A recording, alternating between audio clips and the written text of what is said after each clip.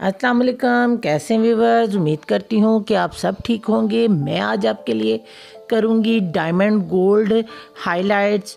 उम्मीद करती हूँ कि आपको पसंद आएंगे। मेरी मॉडल के हाइलाइट्स पहले भी हुए थे, लेकिन वो अपने हाइलाइट्स को रिफ़्रेश करवाना चाहती थी, तो हमने इनकी हाइलाइट्स को रिफ़्रेश किया। वो चाह रही थी कि मेरे जो नीचे के बाल हैं, जो उनमें कलर है वो वैसे का वैसे हैवी रहे, और जो ऊपर से मेरे रिफ़्रेश बाल हों वो थोड़े लाइट से हो जाए। तो इसीलिए फिर हमने इनके हेयर्स को रिफ़्रेश किया। हमने सबसे पहले तो लिया था ब्लीच पाउडर क्यूने में। उसको हम डबल रेशो के साथ लेते हैं वॉल्यूम के। अगर आपके पास 1 चम्मच पाउडर है तो आपने 2 चम्मच उसका 40 वॉल्यूम डाला था।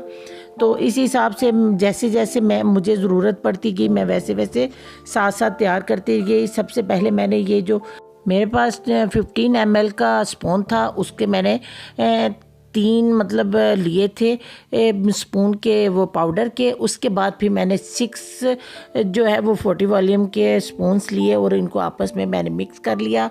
और इसी मिक्सिंग को फिर हमने मतलब एकदम से सारा नहीं बनाते, अगर ज़रूरत के हिसाब से थोड़ा बार बार ज़रूरत पड़े तो बना लेना चाहिए, कहीं मतलब वो ज़्यादा फ्लफ़ी हो के तो हमारा ज़ाया ना जाए। तो जैसे जैसे हमें ज़रूरत पड़ती गई हम वैसे वैसे साथ साथ जो था हम अपना मटेरियल रेडी करते गए। और ये बहुत ही आसान तरीके से मैं आज आपको बताऊंगी कि आप चाहें तो घर में बहुत ही इजी तरीके से आप अपने सिस्टर को, अपने कज़न्स को कर सकती हैं। ये अब मैंने सबसे पहले अपने मॉडल की हेयर्स को 4 पार्ट्स में मैंने डिवाइड किया, और ये मैंने टेल कॉम के साथ जो पीछे से मेरी मतलब बारीक नोक वाली टेल थी उसके साथ मैंने इनकी लेयर्स रेडी की। आपने देखा कि कैसे सफाई के साथ इतनी ज़बरदस्त सी बारीक सी लेयर्स जो थी वो मेरी हाइलाइट्स की रेडी हुई थी। और इसी को हमने जो है वो जो हमने मटेरियल तैयार किया था ब्लीच का, वो लगा के फॉइल पेपर के साथ हमने इसको हम पैक करते गए, ताकि जो है हमारे जो हेयर्स हैं वो कट डाउन हो जाए। ये आप देखेंगे इसी तरह हमने थोड़े थोड़े बाल छोड़ने हैं और आगे से बारीक सी लेयर्स लेते जाना है, और इसी तरह हमने जो है वो उनको कट डाउन करते जाना है। अगर आप लेयर्स को बिल्कुल स्किन के साथ रख के तो अपनी टेल के साथ उनकी हाइलाइट्स करेंगे, उनकी लेयर्स बनाएंगे, तो आपकी बिल्कुल नीट और क्लीन सी बनेगी। अगर आप की टेल आपके हेयर्स के हिसाब से दूर से हुई तो आपका काम इतना नीट नहीं होगा।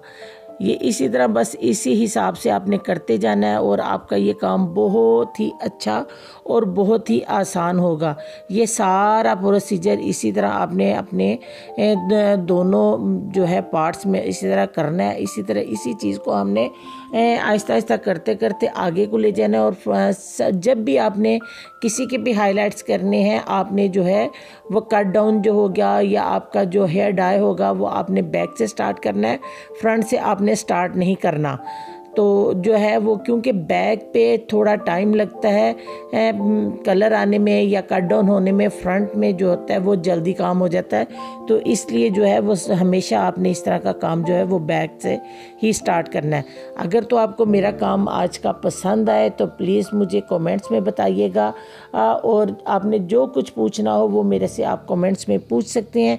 और अगर आपको कहीं पे कुछ समझ नहीं आ रही तो आप मुझे भी बताएं, ताकि मैं अपनी नेक्स्ट वीडियो में आपको वो सारा काम भी करके दिखा सकूं। और अगर आप मेरे चैनल पर नए हैं तो प्लीज़ मेरे चैनल को सब्सक्राइब करें, लाइक करें, शेयर करें, बेल आइकन को प्रेस करें, ताकि मेरी नई आने वाली वीडियोस आप तक आ सकें और आप उसको बआसानी देख सकें।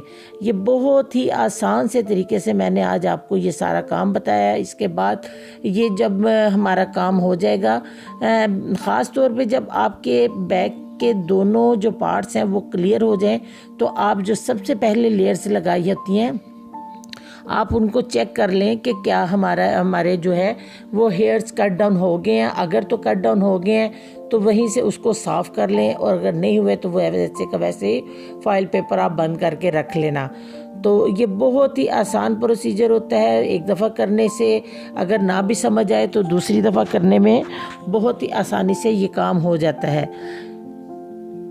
अब हमारे दोनों बैक के पार्ट्स हमारे वो जो कंप्लीट हो गए हैं। अब हम फ्रंट से आ गए हैं और फ्रंट से हम ये कान पट्टी से हम स्टार्ट करेंगे और इसी तरह हम बारीक बारीक लेयर्स को जो है वो लगा के फॉइल पेपर तो इसको हम बंद कर देंगे। और फिर इसके बाद फिर हमने कोशिश यही करनी है कि हम बैक से चेक करें और यह है कि आपने अपनी टाइमिंग का ज़रूर अंदाज़ा लगाना है कि आपके पास आपको कितना टाइम हो गया है बैक से किए हुए या फ्रंट से किए हुए।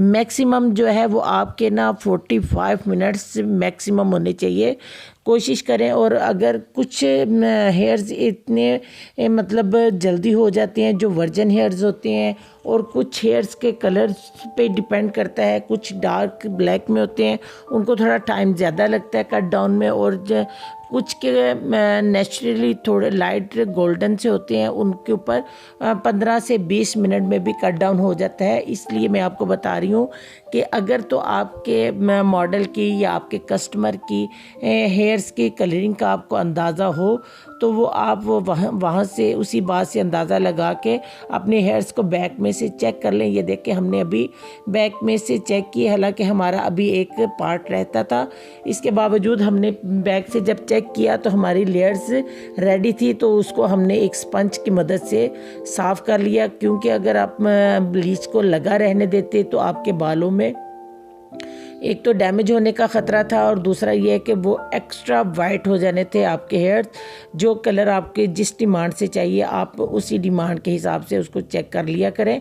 तो इसी तरह हमने काम करते करते बैक से हम चेक भी करते गए, और जो हमें लेयर्स जो अपने फॉइल पेपर की थी वो रेडी लगी तो हमने उसको एक स्पंज की मदद से जो है उसको साफ़ करते गए। और इनको हम मतलब ये देख लें हमने कैसे स्पंज के साथ इसको साफ़ किया और उसको खुला छोड़ दिया। जब हमारे फ्रंट के जो हेयर्स थे वो उनकी भी हमने हमारी टाइमिंग पूरी होगी और हमारे मॉडल की डिमांड के मुताबिक जो कलर उनको चाहिए था वो कलर आ गया। तो उसके बाद हमने जो हेयर्स थे उनको वॉश कर लिया, वॉश करने की हम बनाई।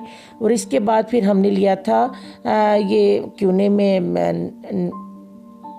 15-19 तो ये डबल रेशो के साथ हमारा ये कलर यूज़ होता है। इसको हमने 10 वॉल्यूम के साथ डबल रेशो में इसको हमने तैयार किया। आप देख रहे हैं हाइलाइट्स कितने ज़बरदस्त कट डाउन हुए हैं। और ये हमने अपने जो मॉडल के हेयर्स थे उनको थोड़ा वेट रखा था। वेट करने से जो है वो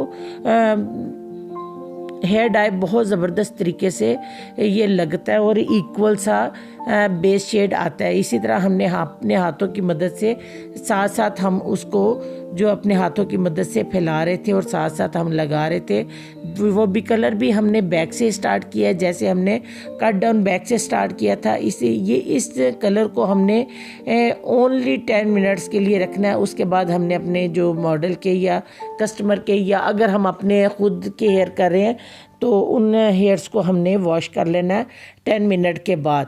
ये 10 मिनट से ज़्यादा का टाइम हम इनको नहीं देते क्योंकि ये हेयर जो होते हैं वो कट डाउन हुए होते हैं, इसलिए।